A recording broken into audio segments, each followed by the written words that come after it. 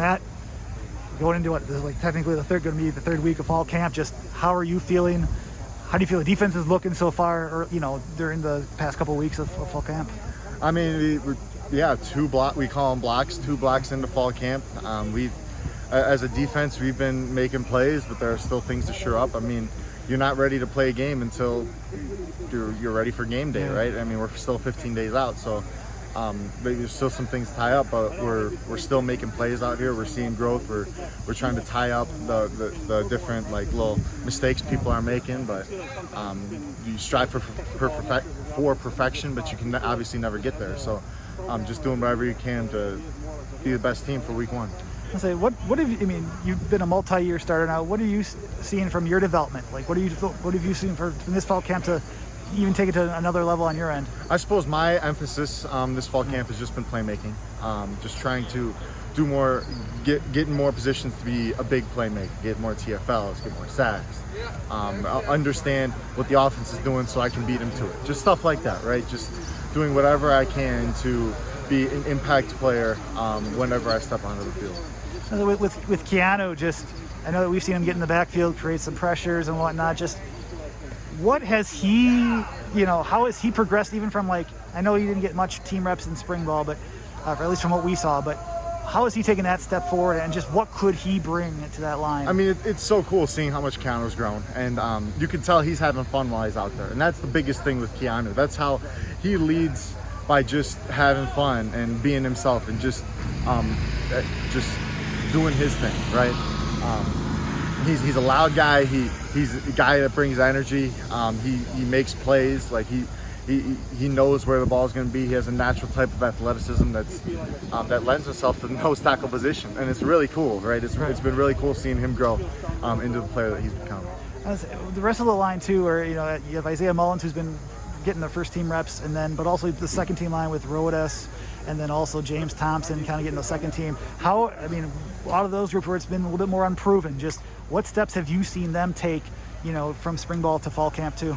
I mean, it's been awesome seeing all those guys grow. Like the amount every single one of those guys has grown into their own personality, their own role, their own player. It's so cool. And obviously James had that injury that set him back, and that's the first player out there. That's hard, right? Like you take a lot of guys and you get hurt, you get a season-ending injury, the first snap you ever get in. That's tough to bounce back from. And the way that he worked for it, the way that he put in the time and the effort, and I saw him in the training room doing everything he could, and that's just something that gives you confidence that you understand that he's all in, right? And that's something cool with James, and Rodas has grown a lot during his time here. It's been awesome to see. He's become one of the more mature guys in the D-line room now, and he understands everything, and he's making plays. He brings a lot of energy, and just the amount he's grown has been awesome. I mean, I'm super proud of a guy like him. And then Isaiah Mullins, I mean, I've been with him since my second year here, and I've been just trying to, he's a big guy, super strong guy,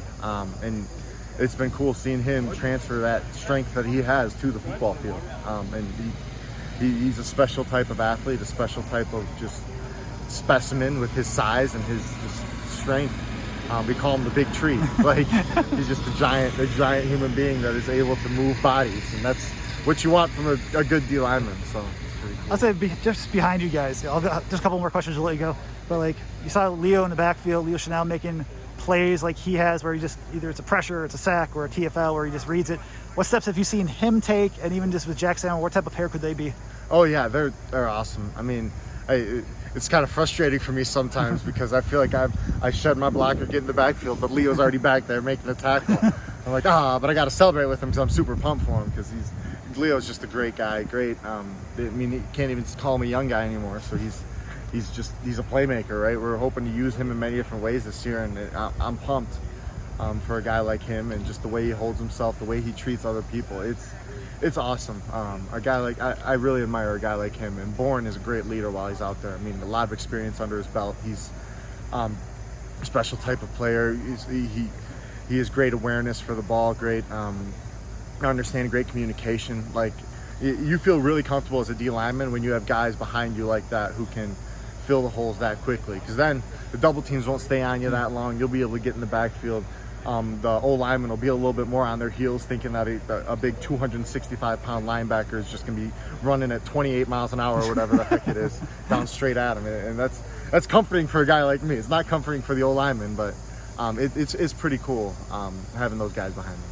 And then, absolute last question: what, in terms of like last year to this year, in terms of what your responsibilities at defensive line? I know Gordos has said it's not really as much two gapping this time, but I guess for those that aren't football savvy or whatnot, just has anything really changed in terms of your responsibilities from what you've been asked for now, what you have with Coach Kalaji? I suppose the biggest thing is just getting upfield more, trying to make disruption in the backfield, being just doing whatever he can to just disrupt plays. Like, I mean, we're not necessarily emphasizing on eating two blockers as much as we are on getting in the backfield and forcing a cutback or forcing a TFL or anything like that, right? It's more just like trying to have more impact plays from the defensive line.